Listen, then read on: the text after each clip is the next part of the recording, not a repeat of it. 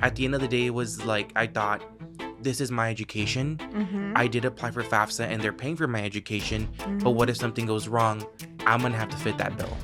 I think sometimes people forget that entering higher education, you are acquiring another language, right? You're acquiring a whole new set of skills and vocabulary.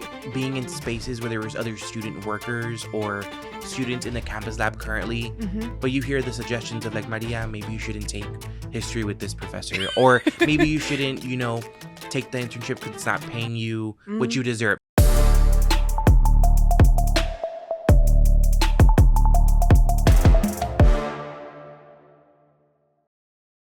Hi everyone, my name is Maria Fernanda Martinez-Donaus, and I am the Executive Director of RioProgress. And we are here on this episode of RioProgress, the podcast, with Noel Rangel. He is the Student Development Specialist at UTRGV. He's been at the university since 2019. He was actually recently named one of the unsung heroes of the university for all of the work that he does to help students understand that college is within reach for them.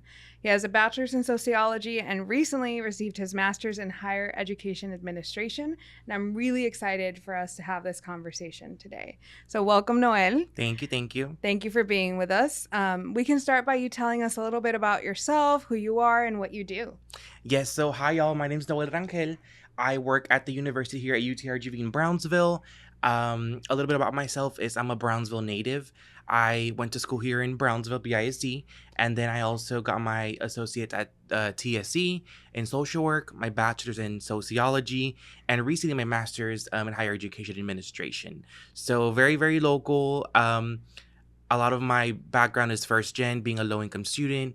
So a lot of how I face certain things today that I talk about will be based on like being first gen, low income, and stuff like that.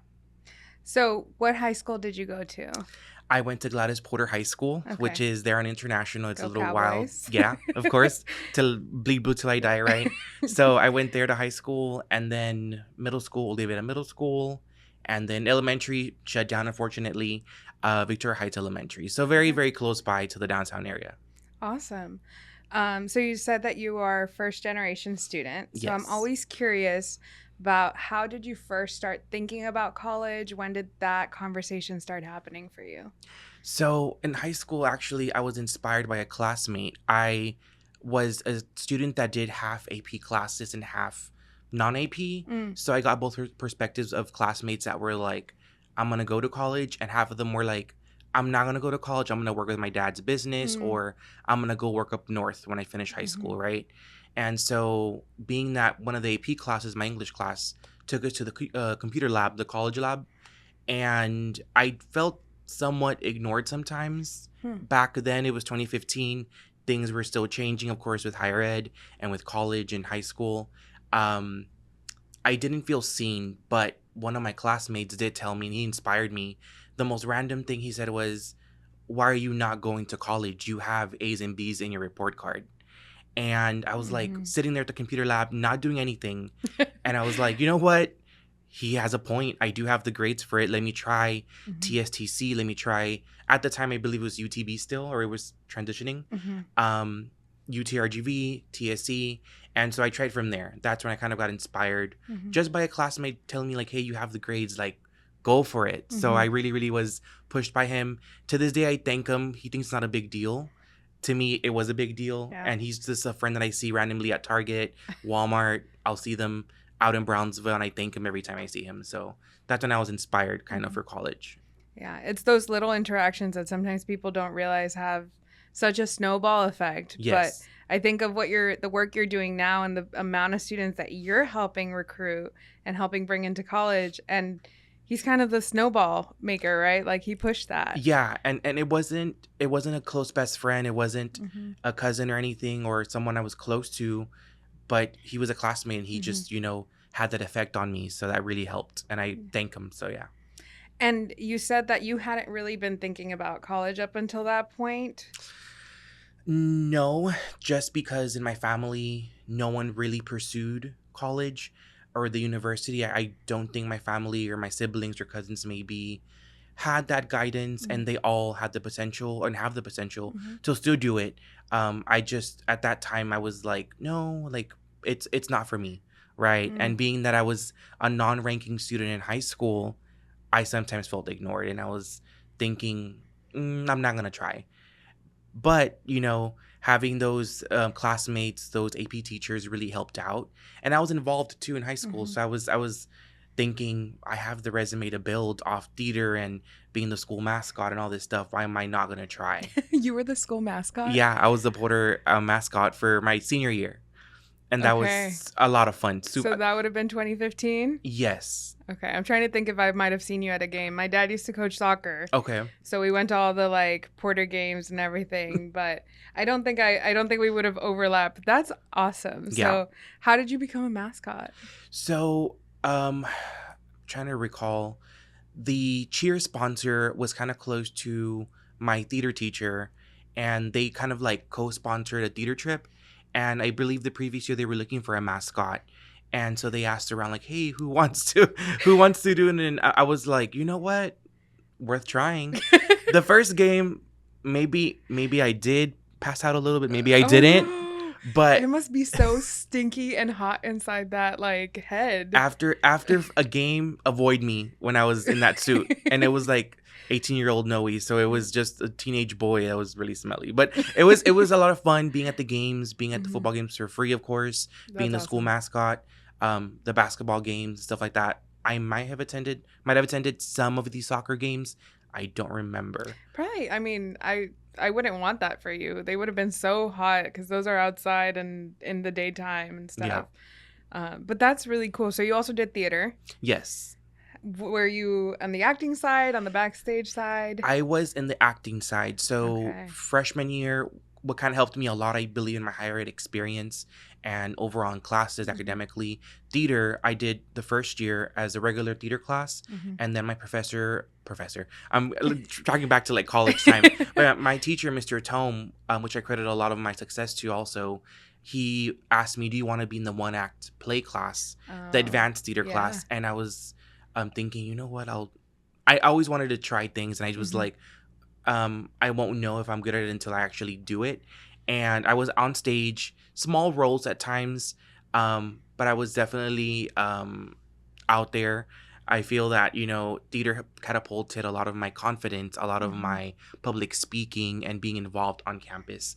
Being on stage and seeing 300 people in the audience, Mhm. to me it was scary. But then when you're in a classroom presenting to 15 students that really aren't checked in all the time because they're either napping, doing their Mhm. homework, or maybe they're taking notes from your presentation. To me, it wasn't hard to be in class presenting. So theater really pushed me towards like being in front of people and not being afraid. Yeah. Mhm. So I did one act play too. Really? Yeah, this is Okay. something I didn't know about you, so that's a fun coincidence. Okay. And I think definitely that theater sense of if I'm uncomfortable or if this feels like it's nerve-wracking, I could just step into a role. I can just make it like I'm acting. It's not even me necessarily. May I say that? So you kind of channeled that it's not Maria, it's someone else. Because Yeah. I would do that, and you know who I channeled? I didn't speak like him, but I channeled a lot of Obama when I would do some presentations, That's and a great one. and that's who I felt I was when I was presenting. I didn't try and mimic him or anything, but I was in class, public your head. speaking, like, I'm Obama, like, I'm gonna do this. And so it always helped me out throughout my speech classes and presentations. But that's something that I guess theater kids do. We Just channel step into the role. into a character. Yeah. Yeah, that's awesome. I think sometimes students underestimate the power of their extracurriculars Mhm. when they're telling their story, talking about their pathway. But you've just mentioned two different instances, right? Being the mascot, being in theater, and even being in that computer lab with a friend of like, these little things can really shape Yeah. a larger path and a larger trajectory. I'm curious because college was kind of like I guess I'll apply, right, situation. How did you come about your major or what you wanted to study? Like once you got into college, how did that process go? So I think that many students in our culture, Hispanic students, Mexican American students, were told by our family, find a career that's gonna make you money and go into either nursing or do engineering or be a doctor. They want you Lawyer. to be a lawyer, be in an office where you're going to earn money or construction or whatever the case is, Yeah. right? So I went into nursing at TSC. At first, I was 18. I didn't take it too serious. So I kind of was a BC student at the beginning. And I started working at TSC Financial Aid. Okay. So my supervisors in that office that are currently still there to this day were tracking my journey as a nursing student. And they were like, Noel, like, you're not doing the best right now. We need to find something else or you straighten up and do something about it. Yeah.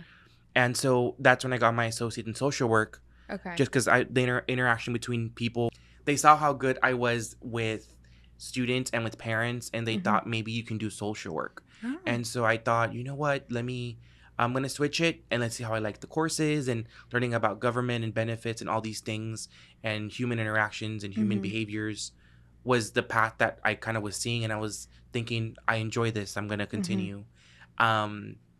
So then I pursued UTRGV after I graduated TSC, and then I went to sociology there. And that was inspired by a professor named Dr. Bostic, which she's still at UTRGV as well. And I took a gender roles and house. My apologies for my recollection. It's okay. I'm sure he's not going to hold it against you. No, yeah, it was a course about gender roles in house labor, like in home labor and all that stuff. So she inspired me really to kind of look into that closely and sociology, and I really enjoyed it. And I thought, you know what, let me switch that. I think I can branch out of social work, and so I continued with sociology, and I graduated with that degree. Being that after my bachelor's in sociology, when I graduated, I also was inspired by my current role, my previous role as a recruitment specialist at undergrad recruitment. And I thought, let me get my master's in higher education. Being in it for 3 years and that position, I thought, let me pursue my master's where I can help students develop and help staff grow. So that's kind of how I chose a lot of my degrees or my pathways. I was inspired by others, and I'm never going to not give flowers where they're due because I didn't know what I was doing. So I definitely credit those Marias in my space that inspired me, And that's really good that you were in spaces where you had access to people who kind of knew a little bit better about what was going on, right? Yeah. Like, hey, these grades, like, yeah, you're passing, but maybe you need a switch, right? Maybe you need a pivot. They were like, they're not the hottest grades. And I was like, they're not. So, but they were honest. And that's what I appreciated, the honesty and the guidance and that push that parents give, y'all give as RioProgress probably to students. Maybe students feel like, oh, like Maria's annoying me today or she's being so hard on me. But it's for a good reason. Like it's for that extra push that's needed for students at that age. And I had that in every space I was in. Yeah, that's really great. And you get to be that now. So how did you end up at the recruitment office? Was that like a job while you were a student? Yes. So in 2019, when I left TSC and I went over to UTRGV that summer, I got a job with Career Center. Okay. So throughout my time as a UTRGV undergrad student, I worked at Career Center where I helped students find jobs, help them build their resume, find internships, how to practice for mock interviews. And so I placed this own pressure on myself because I knew better at the time already that how does the Career Center student not have a job after graduation? So I was like, I need to find... That's a lot of stress, Noel. I know. I was very hard on myself, and that was something I shouldn't have done at probably 21, 22. But you feel like you have to in that space, yeah. These jobs are calling us in, post us. There's a space for this person or that major. And to me, I was like, how could I leave the university and not have employment? So then I came across the outreach representative position with undergrad recruitment, and it was in Brownsville. And I said, I'm going to apply and let's see where things fall, right? And so I was in between positions or in between other jobs in that one. And I said, I really want to, spark change at the university. And then, I was offered the position and I was like, yes, like I'll do it. And it was 3 years and like 11 months of great experience. and I learned a lot in that position. And I think that's where we met, right? That's what you were doing when we met. We met at a public library event in Southmost, if I'm not mistaken. It was like a little tiny college fair. Yes. And I was so excited because you were sharing some resources about scholarships and the tuition advantage program. Mm-hmm. And I think what made me most excited is that you were so excited to get students through the door, which I think is something we share, right? This idea that anyone who wants to go to college should be able to go to college and not have these barriers of finances, or I don't know how to fill out the application, or I remember you even told us, don't worry about the essay that much, right? Like, just tell your students to just apply and apply on time. Mm-hmm. And I think a lot of students need to hear that it's not as hard as they think it is, or that it doesn't have to be that hard, right? Obviously, if you're trying to apply to some of these very selective schools, top tier, you're going to have to invest a lot of time into your applications. But there is an option that's a little bit more accessible. You just have to fill out some basic information and you're good. And so I really was excited that someone else was sharing that like energy. And I want to hear more about that experience of going out and recruiting students and maybe what you learned about our community. Because I think there's a lot of things that you learn once you're an adult working in it versus when you're a student just kind of experiencing it. So what were some of those things that you learned or that you noticed once you were out there? So a lot of what I picked up on with that position and being out at schools in the RGV in Brownsville, because it was sometimes I went across, the RGV, not just Brownsville. Mm-hmm. Students didn't know exactly the resources we have to provide at the university. Students didn't know about the FAFSA application or what it meant. Parents also were confused or lost in the process, and having them find someone that understood them was a big part of their journey. Mm-hmm. So I remember one time in Los Fresnos, I did have a grandma. Well, she was a grandma. She said she was a student's grandma. She approached me after a panel that was held by one of the campus partners, GEARUP, I believe. They had a university panel, and the student's grandma, after the panel was over, had approached me saying, I appreciate you being here. I saw the human in you specifically, and she felt like she connected with someone about her nephew's journey. And so a lot of people just need someone to relate to. And when I tell them and share that my parents didn't go to college, I didn't know who to ask. And so when they hear that someone like them is standing in front of them, it connects with them. They feel safe. So that's something I learned a lot, that people just want someone to connect with when it comes to their college journey. I also picked up on language when it came down to higher ed. To us as higher ed individuals, refund and hearing certain words is like, oh, what's a refund, or what's orientation, or what census day. Students don't know what that means. So I have to break it down to them like, oh, refund, you have money left over from your FAFSA or from your scholarship. That's when you get to have a little bit of fun. And so students don't know these words. And so I had to really readjust my vocabulary to the students, and it's okay to readjust that. It's okay to tell students if you don't know, it's okay. So a lot of students felt safe to come and ask me questions because they thought Noel's open to teaching me about what I have to know. Because students might not approach you because they feel he's a professional or Maria's a professional. I can't ask them that silly question. And it's like, no, you don't know what you don't know. And that's okay to come and ask. So, yeah. I think a couple of things you said in there are really powerful, right? Like that humanity that you bring into your work is so necessary in our community. And I don't think that's necessarily the case everywhere, because different groups approach things differently. But I think especially for a community where college is still new, right? College is still a new concept for a lot of our students and their families. That relatability of, listen, I wasn't out here determined to go to college since I was 5 and knowing exactly what that path is going to look like and having a trajectory clearly mapped out.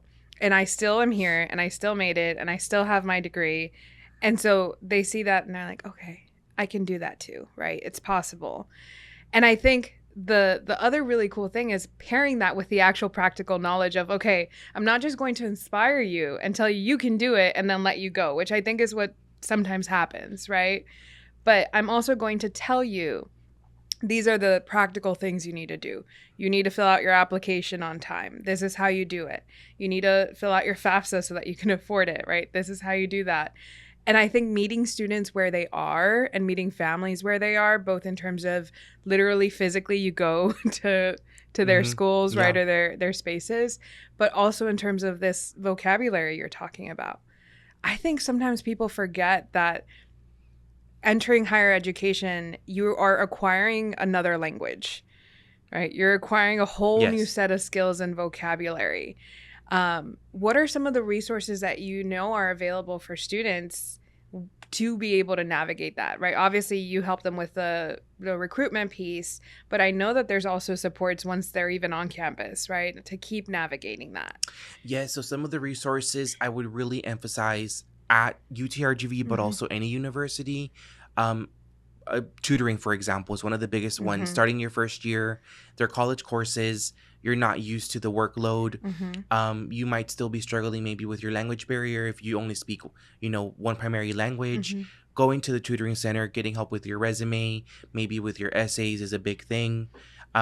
Being that also, I mentioned working at the career center. Yeah. A lot of students don't know about their resume or how to dress or what not to wear, what to wear, and so I really reiterate those services to students, and as well, especially mental health services. Any counseling that you have at universities or at your university of choice or where you're at, visit them, talk to them if you're overwhelmed about academics, if it's a personal journey that you want to talk about, your counselors are there to help you out. And it's a private service, so no one's going to know unless you share that. Maybe if your parents have, for permission to ask. Other than that, it's your file, it's your situation, so no one's gonna ask about that. Some of those resources I think are very, how do I say it? They're not as spotlighted as often, not by the school, but I mean like as in students don't know they're there because they're shy to go to the involvement fair at orientation, or they're scared to ask in the tour, where is the counseling center? So students kind of miss those opportunities because they're in their head a little bit. And I believe that a lot of universities now, and I'm learning about like first gen assistant or trailblazing assistants. Or the summer programs. Yes, there's mentors on campus that reach out to students. But because we're so used to spam emails now, when someone emails you saying, I'm Maria, I'm your trailblazer on campus, ask me any question you may have, I think, oh, it's a spam email. I'm not going to open it. But open those email, students, connect with those advisors, with those mentors on campus, because sometimes they're going to, help you out a lot throughout your college journey.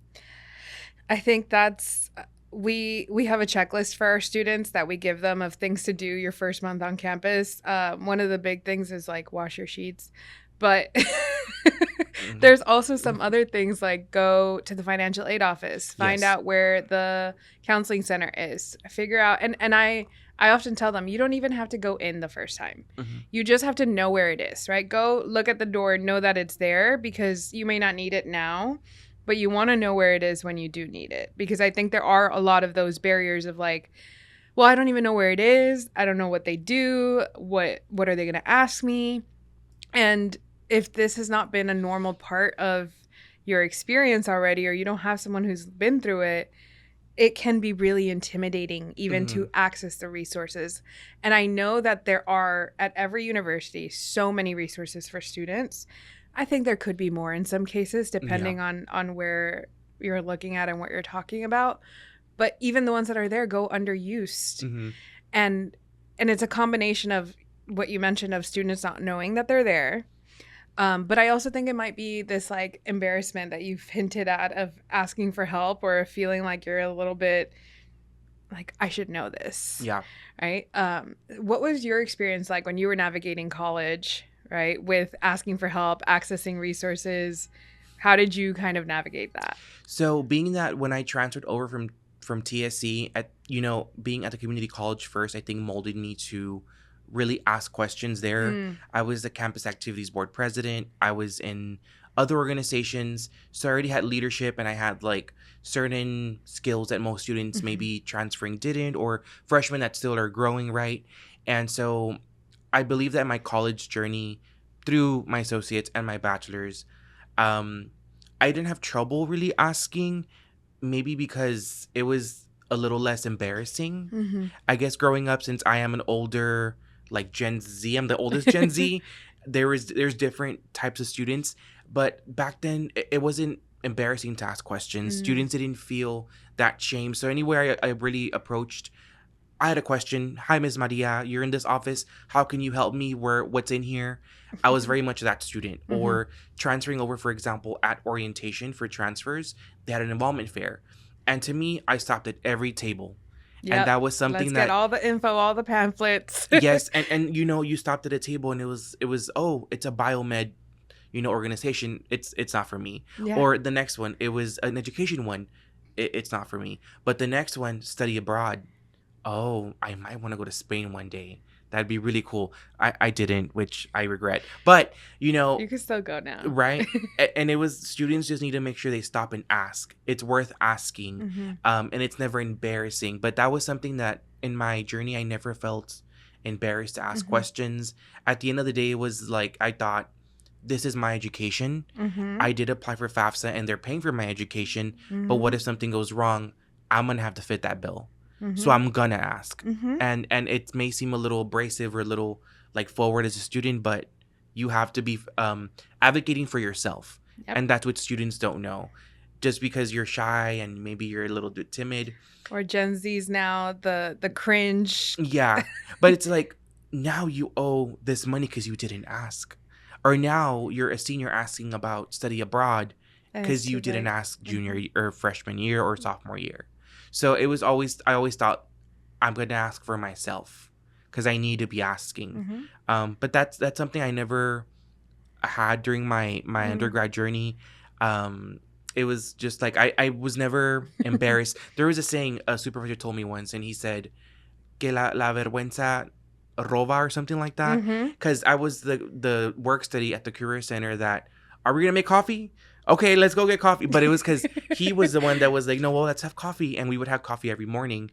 But that's what I mean by, I never let an opportunity slip by, because you never knew what you're being robbed of, right? So that's how I thought. That's a really great, like, succinct way to put it, right? Yeah. Like, if you let embarrassment get the best of you, if you let this, like, oh, I'm going to be cringe, or I'm going to X, Y, or Z, you're literally letting opportunities go, and you're missing out on things that could potentially help.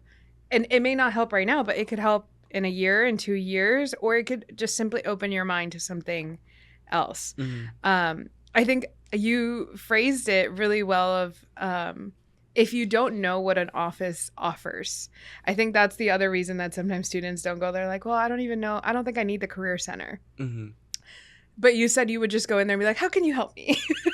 And I think that's actually a really good phrase to have in your back pocket as a college student, because sometimes you don't know the services or all of the things that they can offer, and people will love to answer this question for you, right? And I'm sure as someone who works there now, you fully understand this, but I think people want to tell you what they can do to help you in your process.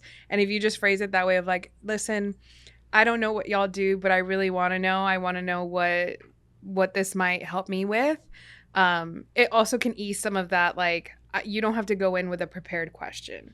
You don't have to go in with a prepared ask. You can just show up and ask about information in general and have that in your back pocket for when you do need it, right? Like, maybe you're a freshman, career services are not quite it yet. You're like still trying to figure out your path, but now you know where it is. Now you know what they offer. And in a year or two, when you start looking at internships or you're looking for other things, you know where this is, right? Yes. That's awesome. I really appreciate these, like, kind of tools or skills, right? Of like, you could just say it this way. I know we talk about office hours with our students. Yeah. And we tell them, listen, if you don't know what to go in there for, just say, hey, I really enjoyed this one thing you did in class. Can we talk more about your experience with that? because sometimes we need these like sentence stems, I call them, or like, what am I going to say? You have your script. This is what I'm going to ask. This is what I'm going to say.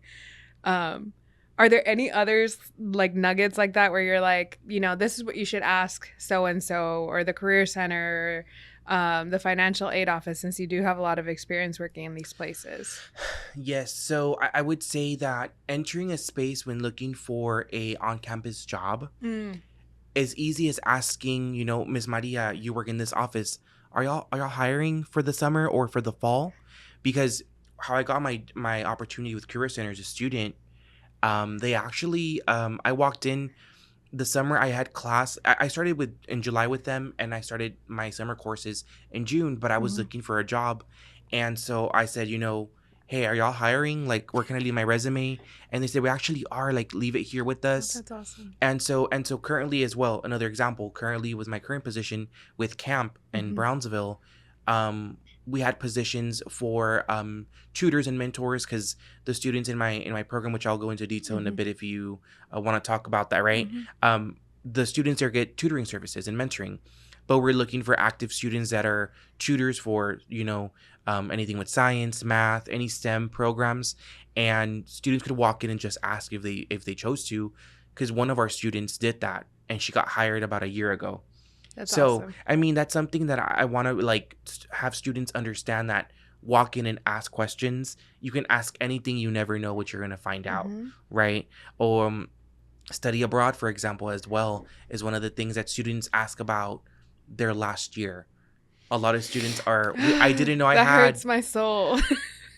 They don't know that we have these programs, and I just think if you walk into the space, even if it's the U Central Tower where financial aid's located and admissions, and you ask, where can I find study abroad, or where can I find student involvement, they're gonna point you in that Direct you. direction. But you have to ask, right? Yeah. And even if you're in the wrong space, there's no shame in thinking I'm lost. It's okay. We're learning along the way. Yeah. And I think the people there are not there to judge you. No. Right? These are the people that have chosen a career where they're helping students on purpose, right? Yes. I think that's the point. I would love to hear more about camp, because I know this is a more recent transition for you. So you tell us about that? Yes, of course. So UTRGV Camp Brownsville, it's a campus assistance migrant program.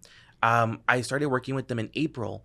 I wanted to branch out for my recruiting role with undergrad, and thought I'm going to apply out and see where I land. And campus or UTRGV Camp picked me up as their student development specialist, as mentioned in the intro. And I basically also recruit. So I help the students that are migrant students come into campus. We provide services for them when it comes down to paying for their books, or if they're coming out of the area from the RGV, we also pay for their dorm. That's amazing. In Casa Bella. As well, they do have tutoring services mentioned previously, tutoring, mentoring, and a campus lab where they come in. They have free printing, a beanbag where they can chill. We have, some of our TVs there that display sometimes PowerPoints, not really like movies or anything, but we have our resources there for them. And we also plan trips with the students. It's a community for migrant students to connect and find students that are kind of in the same journey as them, freshmen. Maybe they did the work as a migrant worker, or maybe their parents did it, but they qualify for the program if they're in the migrant program in high school.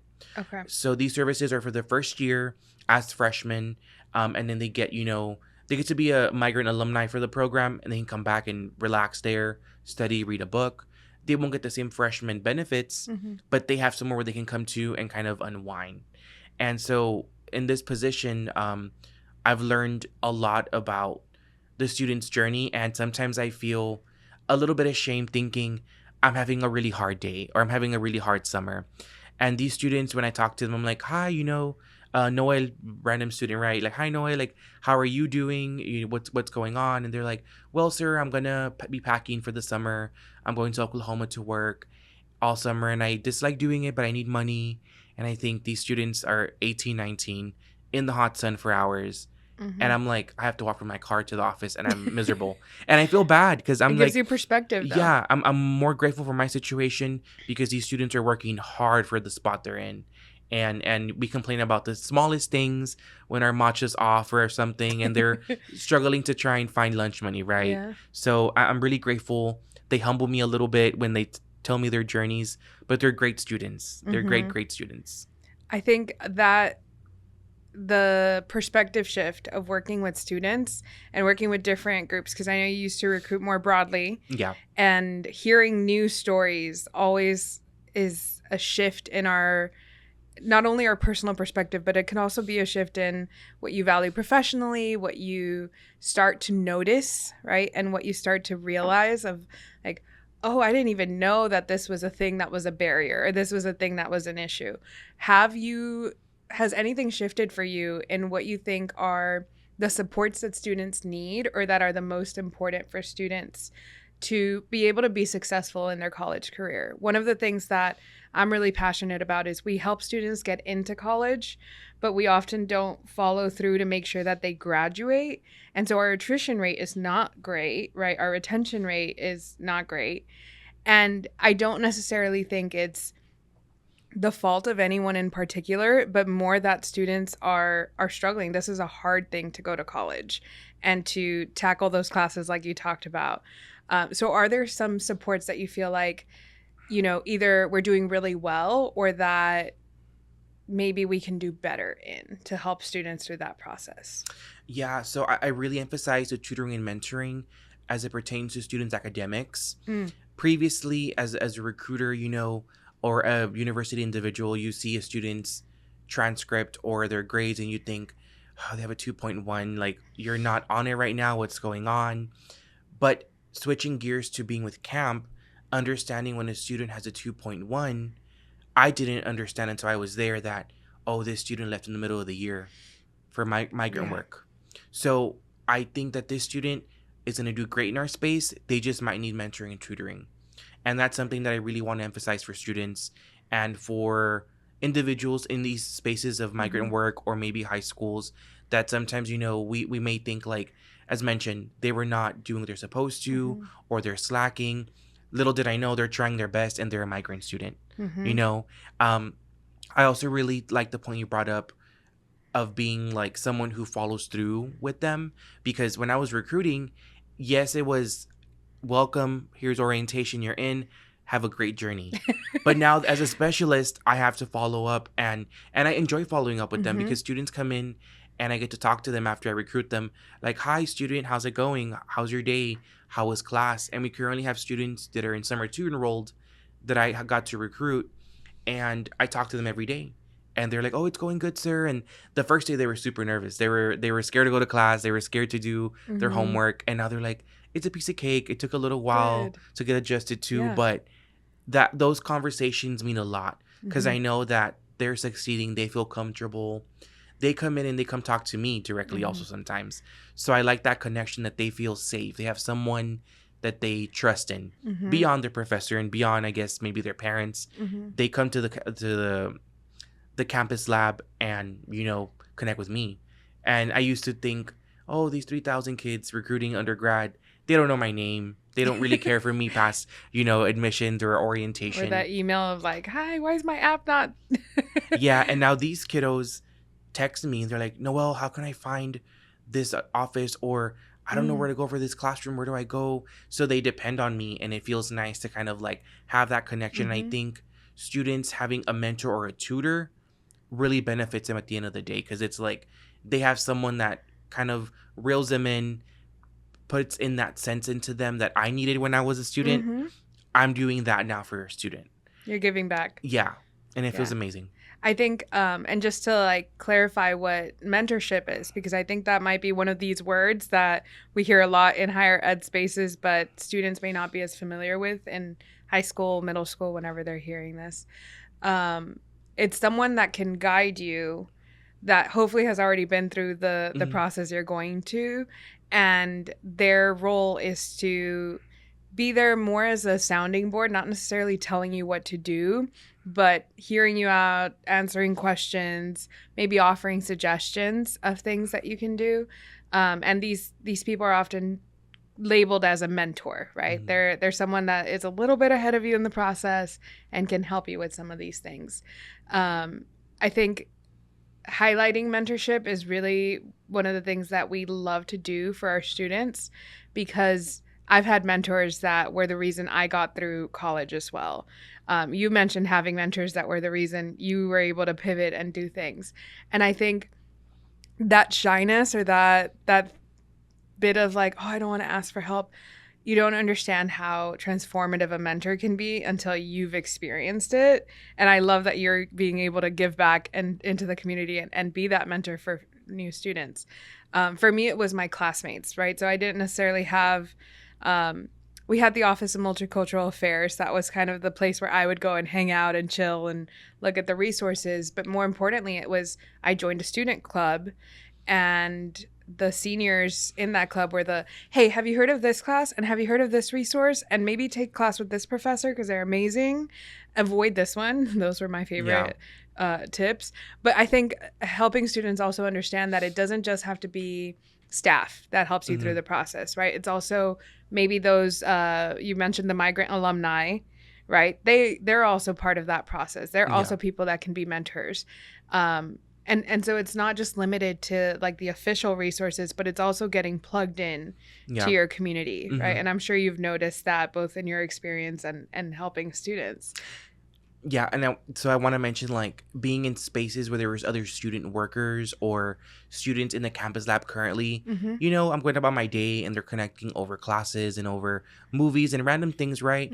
But you hear the suggestions of like, Maria, maybe you shouldn't take history with this professor, or maybe you shouldn't, you know, take the internship because it's not paying you what you deserve. So I like those points you bring up because students, you know, they're the other resources on campus that you didn't know were there. You know, that engineering major in your work study office that you're like, I'm never going to connect with them. You never know. They might have the best suggestion you got during college. So that's something I really, really also cherished. Any space I was in as a student, undergrad or grad or my current positions, having those students kind of like give their feedback to me, because that really helped me grow also as a professional. When I was a student and I was full-time staff, I take students' feedback as well, and that helps me a lot. Yeah, the students are the other resource on campus is a great way to put it, because I think you mentioned also earlier that you went to like the activities fair and you saw, well, this is a biomed club. That doesn't really work for me. But now you know there's a biomed club. So if one of your friends is in it or interested in it, right, you can be like, hey, like you should go talk to them, right? And you should do that. And I think that's, I loved being that person for my friends too, where I was like, I'm going to learn about all these random programs, even if I'm not going to do them, because at some point, one of my friends might be the beneficiary of it, right? Or they might be interested. I'm going to pivot a little bit. Okay. I actually ask each of our students this when they start working with us, and I'm going to be asking our guests because I think it's a fun question. How do you define progress? I would define it as growth. I would say it's a great question. I'm going to say that typically what I've learned along my journey throughout college and in life, I jot down my goals and I think I'm going to get better at this one thing, right? And towards the end of the journey, if I can really say like, wow, I grew out of that, or I didn't know I could do that, I've made it, right? Typically, like, I was not the best at public speaking. I still am practicing and getting the hang of that. But throughout my time at undergrad recruitment and having the theater background, you know, I was kind of decent at public speaking. But being that I was always nervous and always shaky and always thinking like, I'm going to mess up, I'm not going to do great. And then feeling towards orientation season, my 3 years there at undergrad recruitment, I plugged that experience because I would speak in front of like, let's say 400 freshmen in Edinburgh. And I didn't feel a thing. Wow. And I didn't feel a thing. I was like, let's get it done. Next session, like we have to go. So I would say that at the beginning of that journey, I would have been like, okay, better at public speaking, better with PowerPoints. And towards the end, I probably would have measured and said, I just spoke in front of 300 freshmen and I felt nothing. So that's how I measure my journey, writing down my goals, knowing that I got something out of it and feeling proud about it. That's how I measure, knowing that I made a difference. So growth, making a difference, and that forward movement, right? Yeah. That it doesn't have to be, you don't have to be Obama level public speaker yet, right? You just have to be the best Noel public speaker that you can be. Yes. But I would say I lost my train of thought a little bit, but I was going to mention, you said progress, right? Mm-hmm. Okay. So I also wanted to plug in there one of the quotes I got from one of my advisors at Career Center when I was a student is, if you're comfortable, you're not growing. That you have to get uncomfortable to actually change. Yeah. So I think me moving to Camp Brownsville, also switching jobs for any adult, if you're 21 or you're 28, 38, whatever the case is, it was scary, but I thought, if I'm comfortable, I'm not growing. So that was part of my progress too currently, where I was like, I'm going to do the jump and let's see how this goes. So part of it was, you know what? I think with progress and with growth comes fear. Mm-hmm. But if you end up doing it, you'll be like, okay, it wasn't as hard as I thought. Mm-hmm. One of the best advice I received was, it's good to be the dumbest person in the room every once in a while. Maybe a little. And I'm not saying that you were in that position. Obviously, you're brilliant, and I'm sure you excelled immediately. But I think that it's that same message of, you have to put yourself in uncomfortable positions, and you have to be willing to be a little bit in the dark of like, I may not know it all yet, but I'm going to figure it out. And if I don't know it, I will ask, and I will work towards becoming better. And that's that idea of if you're always the one who knows the most, or you're always the one who's, out in front of a big crowd and navigating it, you're not necessarily growing. You're doing great work, but it might not be challenging enough for you anymore, right? And so that moment when you're like, I'm in front of 400 freshmen and I feel nothing, was probably a sign for you, right? That maybe I need to push myself a little bit. For sure. I love looking at those moments, like reflection and being like, okay, that was a moment where I realized like I needed to push out. Where do you see the biggest opportunities for progress in higher education? I would say a crucial moment in higher education or in the higher ed space. I want to say at the beginning of orientation, maybe because I was working there previously, I want to like plug it in there. But I think that that's the biggest opportunity for students and for staff too, because you get to network and connect with people across campus. It's one of those spaces that I feel students learn so much. And it's like drinking through a fire hose. Yes. Like, and so students come to me and ask these questions where I know I'm like, I was just working there. I know there was a session. Were you checked in? Did you go? Yes, I have to like reel them in and like, okay, let's cover this. So I feel like that's a big opportunity for students, the beginning process. I think there's so much power in the admissions process, orientation, when you're entering, because students get to see you first. That's where they kind of resonate with college. Like, they come to you as an admissions person, recruiting, if you're doing financial aid. That experience they have about the university or about college is really based off of your interaction with them at the entry process. Orientation, right? So I think that's one of the biggest spaces where you mentioned growth or opportunity, right? Yeah. Okay. I think that's where you have the most opportunity.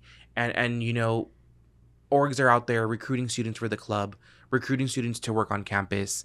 There's people that I've met where, students were, let's say, volunteering for an org. Now they work for the org on campus. That's awesome. So students, that's kind of, I think, a really big space for opportunity at the beginning, because that's where you kind of really like set your roots in your college journey.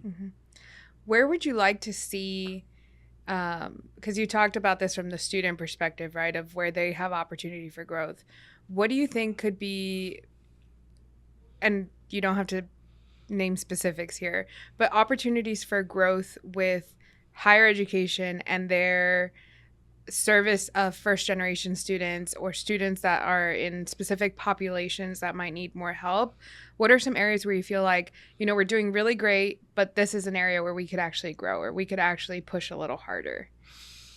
I feel that for mentoring and tutoring, I'm going to say two things. Mentoring and tutoring, I feel, should be offered maybe in institutions and universities and colleges throughout the 4 years. Because even though I'm a senior in college, I might not know exactly where to apply for a job. I don't know how to network. I don't know how to public speak. So we focus on maybe freshmen and sophomores, but then our juniors and seniors, at that point, yes, we should be able to fend for ourselves and advocate. but sometimes students are still, unfolding, and they don't know how to find certain resources. So maybe offering that throughout 4 years for students. I don't know if maybe that would be something that students seek out. I haven't heard juniors and seniors express that, but I think that sometimes we're still seeing students kind of like ask, I don't have a job, I'm a psychology major, or I study criminal justice, I don't know where to go, or I'm an engineer, where should I apply? And they just graduated. So maybe we do need those mentors and tutors in those spaces. I also want to connect back to like the high schools. Going to visit high schools, recruiting as an undergrad recruiter, and even as a camp recruiter, you go into these computer labs where you have these amazing advisors that help you out. They're all great. The counselors are amazing. But sometimes you'll find schools across the RGV, maybe Texas as well, that have 500 students, but there's 10 computers and 8 of them work. So we lose everything's online now. Yeah. So you get these computer labs that maybe lack resources in high schools, which is a whole other area, right? But we're trying to help all these students, and then some turn away because the computer lab's full. It's during lunch. I'll come back later, sir. I don't want to do it right now. The computer's not working. So then we lose those kids there. And timing, like that's so hard, right? To know that they missed out on this amazing opportunity because the thing they needed wasn't available when they needed it.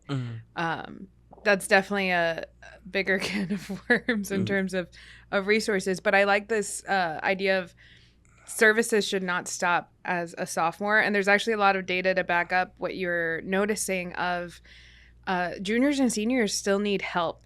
We actually see a higher percentage of students leave college after they've already completed 75% of their courses. And that, to me, is like, we have failed so badly if this kid made it through 3 years and they decide to drop out their senior year. And I think you're right that tutoring or mentorship could actually help in that process of, you're so close. You're so close to getting there. And I know you're scared of what's coming, but leaving now is not going to make that fear better. And I want to mention, and my words are like right here because I'm like, I need to mention, like, there's so many people that have approached me, which I'm glad I'm in a safe space or a safe person for people to approach, that mention, I was about to finish at the university. I have 2 classes left.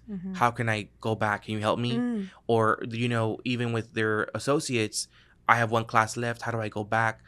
And so it's part of that journey of students are still kind of lost, even at the end of their college journey. And it's okay to say you're lost. It's not a shameful thing, or it's not embarrassing. So I feel that, reiterating, like, tutoring, mentoring really, really is crucial. And I think it moves mountains for students when it comes to their education and their journey. And I think it's important to highlight you can go back. Yes. You can finish. Yes. No matter what age. No matter what age, because I think there's some people who, I think about them, I'm like, you are 7 semesters in. You're so close to finishing. Just go back and take those classes, even if it's one at a time, even if it's slowly. And I know UTRGV, when you apply, asks you, have you been a student at UTRGV before in the application process? And I think it's something within 10 years, the system is as updated within the computer. And then I think if it's been more than 10 years, they ask you to come in person. I think that's just they haven't digitized all the records. Yeah. But you can always come back and you can always finish, and there's no age limit on that, right? It's not like you have to be under 25 to be in college. No, yeah. And that's something that I want parents to realize, people who are my age, because I am 28, people who maybe left college or didn't attend at all, that it's never too late to go back. I think people are afraid because they're 18-year-olds or 19-year-olds. I shouldn't enroll back into my associates or my bachelor's. I'm going to be the oldest person in the room. It's okay. These students, do not care. We're always crashing out about some assignment. I was a grad student. I always had my stress at level 10. So students really aren't paying attention to who's in the room. So if you're 25, 35, 45, 95, you want to go back, it's possible. It's just about asking and calling, right? But it's never too late. I always encourage anyone to go back. And there's resources in terms of financing a degree, even if you're older. So I know with federal financial aid, for example, I think the limit is 6 years. But if you haven't used up all of your 6 years, you still have access to that. You still have access if you've never gone to college. That money is still there for you because it's not based on age, it's based on degree. And so I think that's something that also, I know I've tried to talk my dad into going a million times. And one of the things that sometimes comes up is, oh, but I have to pay for it. I'm like, you can access FAFSA, you can access federal financial aid. That's always there for you, through your undergrad. So I love that you're encouraging people to go at any age. Always. What gives you hope right now? What gives me hope? I would say when I see my growth with what I've done in my program, in my higher ed journey, and I believe my students. So I think that when students, to me personally, a thank you really means a lot. To where I have to recollect and I get emotional when students are thankful, because it's kind of like I made a difference in someone's life when they were coming into the university, and they give me credit for that, right? But that gives me hope. I think when students are grateful and when they're learning, and when I see them branching out, it's really, really cool. One of the students currently I mentioned earlier that's coming in for summer courses, she's very, very shy. But right now, she comes in, she makes conversation. She mentions like eating on campus. She loves talking about random things like movies and pop culture. And when I met her at first, she wouldn't make a peep. So me seeing her really branch out gives me hope, because it's like, wow, like these students really are, they're able to be molded. They're able to grow. They just don't know the potential they have. So a lot of that really gives me hope. My students, I believe my partnership, with the university, with my coworkers, my director, that gives me hope a lot, because I'm in a great space.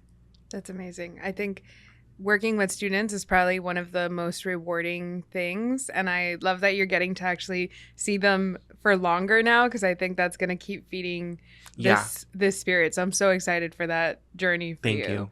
Thank you. What advice would you give to younger Noel? Not wanting to get emotional, but no, just kind of like, I think the biggest thing would be you're capable. That was something that I throughout my journey, undergrad, my grad experience, and I felt imposter syndrome to the end of my master's, and I was thinking, I made it, I did it. Question mark. Yeah, like, okay, that's done. I finished my master's, I submitted, and the paranoia of like, is there homework due? And it was a Saturday, and I was fully a month after done. But I think the biggest thing would be like, you're capable. There was a quote I saw somewhere on Instagram or something. I don't know where I saw it, but I screenshotted it to my phone. And the quote was, if you weren't capable, the opportunity wouldn't have been presented to you. And so that's one of the biggest things that, to a student right now that's maybe from Porter High School, that thinks like, oh, I'm not going to be, I'm not going to do much, or I'm not going to really like excel in anything more besides high school. Like, it is possible. And that's something I would tell younger Noel, like, you're going to do a lot more than you think, and you're capable. I think that's something I needed here. My parents were always supportive, wanting to mention that family background, but I think I was my harshest critic. So that's my advice to younger Noel, like, you're capable. If you were not capable, you wouldn't be in these spaces that you are in. So it's not just, I think we hear si se puede a lot of times, but it's not just si se puede, it's tú puedes. Sí. Right? And I think that's so powerful, because sometimes you were talking at the beginning of the conversation of, you were almost comparing yourself like, well, I'm not in a ranking student, or I'm not, the valedictorian, so maybe college isn't for me. And that's not the case, right? Like, you are capable of doing all of the things that you want to do. Yeah. And we've seen it through your career and your growth, right? And you're here now, and this is very exciting. But I really love that of, you are capable, because it's not just a general statement. Like, this is about you as an individual. You are able to do the things, and you've probably proven it to yourself through your extracurriculars and through other areas, even if you're not seeing it fully on your transcript or on your report card, right? Like, there's more to make you capable than your grades. Yeah. Well, I really appreciate you being here for this conversation. Do you have any Yes. questions for me or anything that you wanted to mention that I haven't asked you about yet? So first, thank you for having me. It was such a pleasure to be here. Really, really cool space. Really, really cool podcast. I also wanted to ask about RioProgress. When I first met y'all, it was, to me, you were like inspiration leaders, right? You were helping students in the community. I didn't know much about RioProgress until I met y'all and you gave me a little bit more background. But I wanted to know exactly, what are you offering now? What space are you in? I'm assuming you plug your Instagram already as it is on the podcast, Yeah. but like, where can we find y'all as well? Because I want to share it to my students and people in the community. Like, what's going on with RioProgress? Maybe just a little bit about like what y'all do now. Yeah. Not to self plug, but definitely to self plug. Yeah. When we first met, we were meeting out of like Starbucks, I think, with our students. And we had about 6 students. We're now in our 4th cohort. So very excited to have this new group of students coming in. And we actually have, our office space, and we're really excited for this growth. But more importantly, I think, than like the visible changes that we've made, we have expanded a little bit of what we do with our students, because we've realized, hey, students need a little bit more support. They need a little bit more tutoring. So our basic things, we always help with college applications, FAFSA, but we also started doing parent workshops now, because we realized how much parents need to know and be a part of the process for them to be supportive and involved, right? Feeling like they're a part of it. Because we would help our students get in, and then they'd get to the point where they're like, okay, like I'm in, I'm going to go to such and such school, and you feel the parent panic.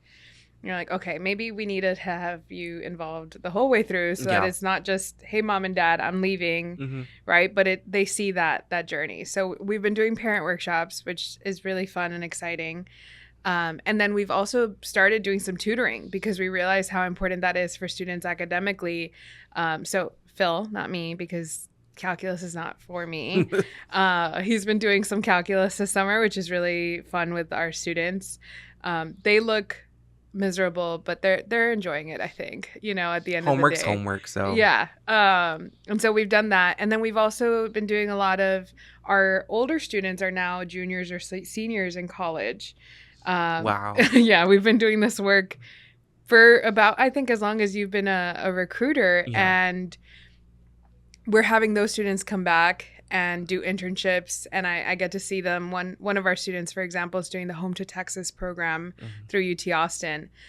So she's placed at a local nonprofit, and she's getting to do a lot of work. She's going to be leading a vision board workshop for our students this weekend. I'm really excited for her to be able to do that mentorship piece. So those are some of the things. We're also keeping up with the changes that are happening nationally and federally, and communicating those to families and students. One of the ones I'm most nervous about is financial aid. I know that typically, and we've been through a few changes at this point, but typically it opens in October. We're supposed to be waiting for that. And I know that the Department of Ed had some changes and restructuring. So we're going to be the people that are also probably the most updated information. As soon as the White House knows, we know, right, of what's going to happen. And we do share it on our Instagram. We also have our website. People can sign up for our newsletter there and get information. So definitely, if you want to tell your students, that would be awesome. But that's kind of what's coming up. And then obviously this podcast, because we're hoping to maximize our reach, right? One of the things we noticed is we want to help a lot of students, but Brownsville's actually really big. Yeah. And I'm sure you know this from even your recruitment days, right? But there's so many people out there, and I just want more of them to know that there are resources, that there is a way to access college, both through what we're doing, but also through the resources the university already has, right? And that already exist here. So that's a little bit about what we're doing, and I hope that we get to meet your students at some point, because I think that would be a really fun collaboration. And thank you so much for joining us. Thank you for having me. So we want to leave you at the end of every episode with hope, which I think this conversation has a lot of that already, but also something practical and something you can share. So I think the practical thing Noel didn't mention this during our conversation, but I know he used to be really big on making sure that you just apply. It doesn't matter when you're thinking about college, just log into the application and go do that. So for UTRGV, it's through Apply Texas. Correct, yes. And you can ask your counselors at your high school more information. By the time this episode comes out, I think we will be full in the fall application cycle. And the most important thing is just to get it in and get it in on time, right? So as long as you get those things done, you're going to be good. And then you can share this information with others. If you're not yet applying for college, you can share the UTRGV website, the Apply Texas site, any of that information with a senior so that they apply and they do so. And do you have the deadline on the top of your head? Right now, typically they close the following year. Okay. Like they can apply till like next year at the end of August, from what I'm under the impression So you of. have plenty of time. Yes, they have a lot of time to apply when Yeah. they're entering senior year. Mhm. So just make sure you get those applications in. And I think that'll be all for our podcast. Thank you so much for joining us today. And we'll look forward to our next episode. Thank you all so much for watching this podcast and following along with us. If you really liked it, please feel free to subscribe on YouTube, Spotify, anywhere that you might be listening to this. And if you want more information about the work that we do, you can go to realprogress.org or you can follow us on socials at RioProgress.